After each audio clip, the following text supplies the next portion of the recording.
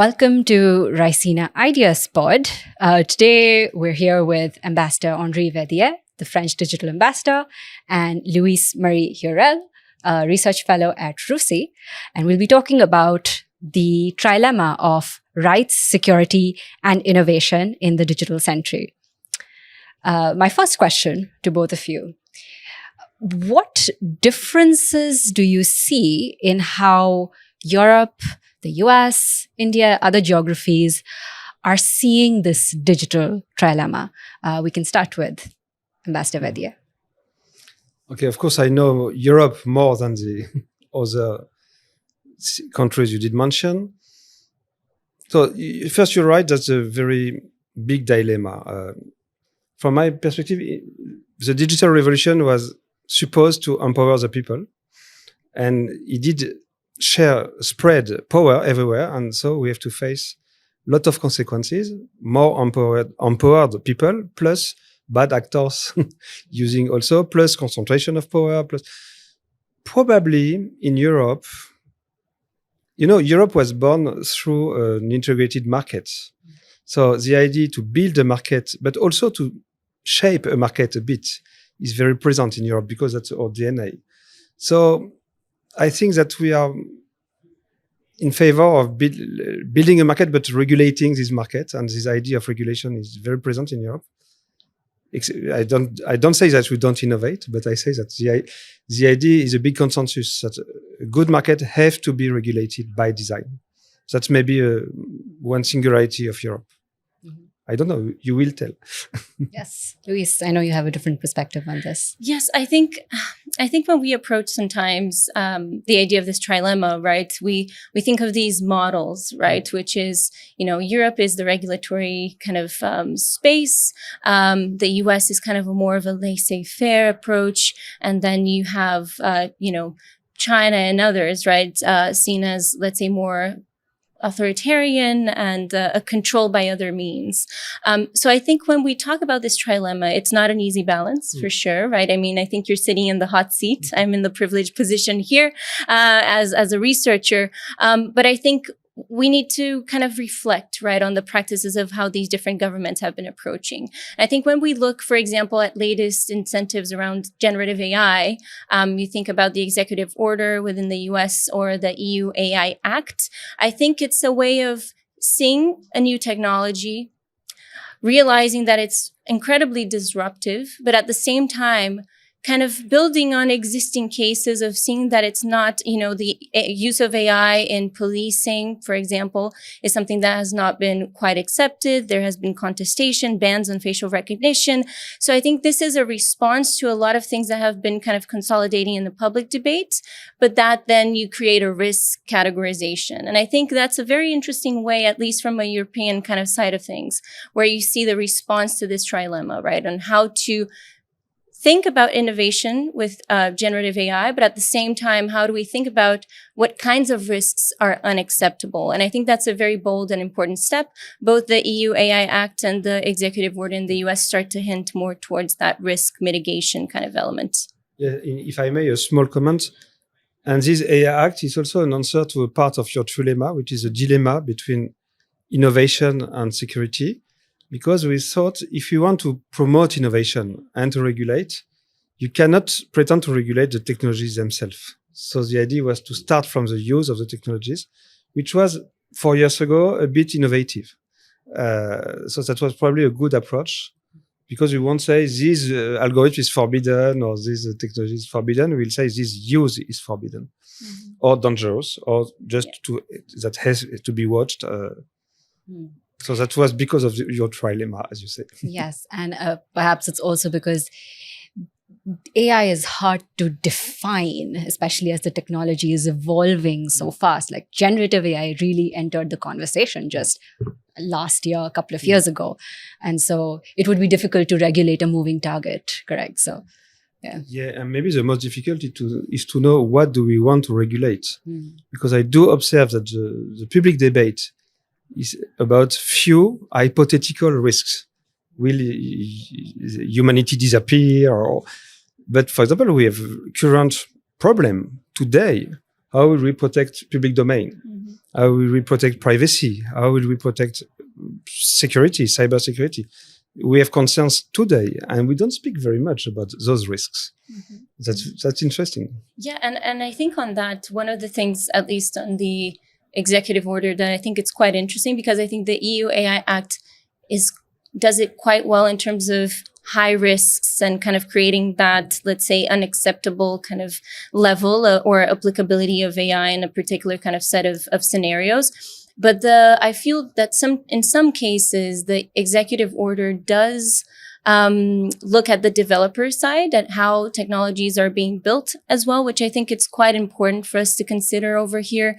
And the concept of red teaming, so trying to test the vulnerabilities, identify vulnerabilities in AI. I think that's actually quite relevant, and especially from a cybersecurity standpoint, right? I think there's so much for us to reflect on, not just the threats that are deriving from generative AI, how they're being, increasing in scale and scope and speed, but also how, from a preventive mindset, how can we approach these emerging, let's say, regulatory kind of regimes or whatnot, from the perspective of how developers can be more accountable when it comes to the technologies that they're developing, be them big players, which I think it's sometimes a little bit easier because they have the social capital, and among other types of capital, right? And also from, let's say, the smaller and medium enterprises, the unicorns that are kind of thriving.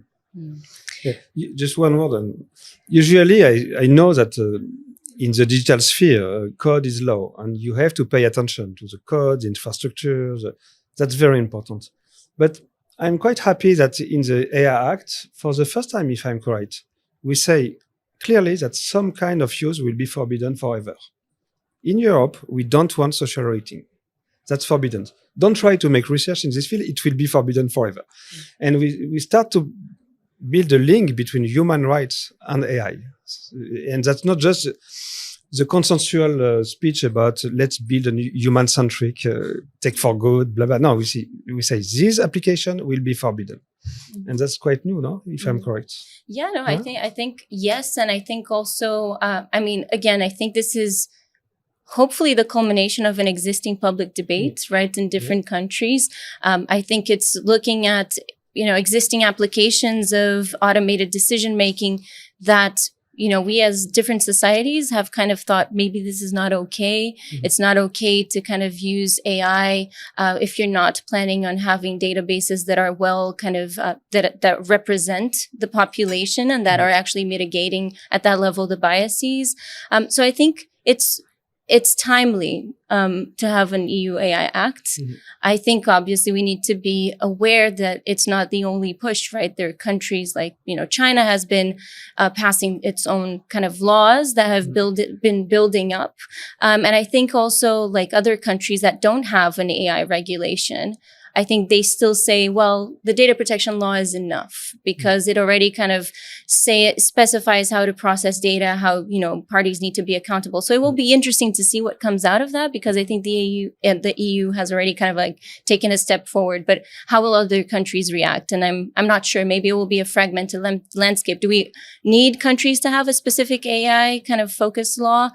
I'm not sure. So I think that's the next chapter, but I don't know if there's other thoughts on that. It's interesting that you mentioned China, because in many ways, because we've seen some of the worst use cases already being implemented there, that has already perhaps given us a cautionary tale as we're looking to formulate our own regulations.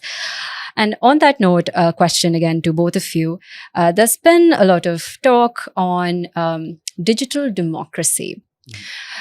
What does that mean? What are these democratic values that we're trying to secure in digital spaces? Are governments doing enough to secure those rights? Is there more you'd like to see institutions be doing as well? Ambassador. I start. First, personally, I think that you cannot rely just on government to build the rules of law system. You need a strong civil society, a public debate, because as government, we tend to efficiency. So usually, very often efficiency asks to move fast, to take data, to know everything. And second observation, yes, those technologies, as I said, were supposed to empower the people, to free the people, to unleash innovation, access to knowledge, access to education. It did turn well sometimes. It did turn bad sometimes. And we need, if we really want to build a better, to improve our democracies, we need a positive agenda to do this. That's something new. I think very often that, for example, when in France we wrote the Declaration of Human Rights in 1789, those principles were beautiful but impossible. When you write that every citizen has a positive right to ask to every public servant to be accountable of his action, Article 15, so at this time they didn't read or they didn't access to any data. Today we can build this, but we can build this if we decide, if we test, learn, iterate, open the decision process. And I cannot answer to your very important question, but I can just testify that we need a positive agenda and a long work in a multi-stakeholder approach. And we need to test, learn, pay attention to the results, iterate. For example, I did mention twice the importance of the multi-stakeholderism. We believe it, but I feel that it's still time to conceive a real decision-making process in a multi-stakeholder way. Today, we have multi-stakeholder fora. We exchange views, we learn from each other, but we don't decide because we have problem to define the legitimacy, to take decision, to count who has the right to vote. How do you ponderate civil society and governments? We have proper duties and responsibilities and prerogative as governments. So that's a constant track, and that's not finished. An incomplete project. Louise. Yes, and I think that's super important because, and to your point, I don't think we live in a bubble, right? I think we actually live in a geopolitical context that's quite tricky at the moment. And when we think about innovation, where those big companies are coming from, they come a lot from the US and from China, right? So I wonder where that leaves us in terms of thinking what would be a best approach in terms of co-regulation in some ways, right? I think there's some, as you said, Ambassador, I think there's an approach that comes from the government, but of course, private companies do have a role to play. And generative AI, again, because it's the word of the day, there's discussions around watermarking and combating deep fakes through that. That is something that there is a coalition of private actors, Google, Adobe, and others, Intel, Microsoft. But there are... How practical do you think watermarking is as a solution? If I can just screenshot something and still post Well, I think it's something that I'd say, folks from the terrorism background, folks working in forensic investigation, right? They have been using hashes to kind of mark certain types of content, right? So I think it's kind of like trying to translate ways of labeling a particular content with an invisible mark that would allow for that. I think we still need to test whether, that's actually feasible at the larger scale. But what I was going to say actually is, I think companies really need to kind of reflect on their role. And that goes back to the multi-stakeholder kind of model. Here, I am a bit cautious with this idea that watermark could be the solution. Yes, of course, we'll have to learn to live in the post-truth era. We would not be able to trust anything that we witness, nothing. Did you see the last results of Sora or the very famous and quite funny fraud in Hong Kong, where the guy did participate to a Zoom video conference and all his hierarchy were fake and they did ask him to transfer $23 million and everyone was fake. So that's, you have to prepare yourself for this. So regarding the constant misinformation, the noise of misinformation, probably to watermark the big AI could be a solution. But we also have to face the disinformation. So proper campaign, very well targeted. And if we think that every AI product are watermarked, we'll make the job even more easy for some intelligence services from some countries. So we need a broader approach. In my perspective, first, that's the comeback of the press, because to know a brand and we know them and we know how they think and how serious they are and if they check their sources, it can be a way to build a bit more trust. So that's also part of the solution. And maybe we should consider to print or to tag or to stamp also the genuine content. If I could say this is a picture very serious because Apple confirms that I did take this picture this day in Delhi, it could be useful to have some trustful content because they are stamped as genuine content. Just considering to watermark the synthetic content is not enough, clearly. Absolutely. 100% agree. And since we are on the topic of generative AI, but also I'll ask you both to keep your answers brief on this. We've had a few incidents in the past week. One, ChatGPT having what looks like the AI equivalent of a nervous breakdown, like generating nonsense answers. Google's Gemini, the image generator, had a series of controversies where they seem to have overcorrected for the diversity problem. So we have prompts asking for historically white figures generating Asian or black faces. Should the decision to release models with one that are unreliable, two that have so much potential risk, should this decision be left to the coders, or do we need another entity to step in? Brief answers. Oh, that's a tricky one. Again, I think I will start from the point that I stopped, which is I think there's a lot of reflection around the role of these companies, especially emerging companies. I think OpenAI, I mean, in terms of applications, whether we're okay with certain types of applications of AI, whether we're following like the terms and conditions and how they're changing. I mean, they removed from their policies, the use of generative AI for having them serve like militaries and kind of like defense contractors. I mean, is that okay? Are we okay with these kinds of relationships? And I think as a society, we're kind of exposed. And do we have a lot of kind of agency over the decisions that are being made? And then that's why I think, governments have a really important role to play in just bringing the principles and making sure that there's accountability coming out of this innovative space, right? But it is a tricky question indeed. The answer rely on the structure of the market that is emerging. And today we don't know where is this market going. But I can tell you, Europe won't let a small oligopoly of big tech companies decide about freedom of speech, content regulation, and how we teach our children. So if there is a market with a diversity of solution, with enough digital commons, open source AI, free data to train the model, etc., maybe we can let the market do the job. If not, we will intervene, clearly. That's simple. And again, I said all the story, you can read all the story of digital as a story of distribution of power. We cannot let this impressive power be concentrated in hands that are not accountable in front of, especially as democracies.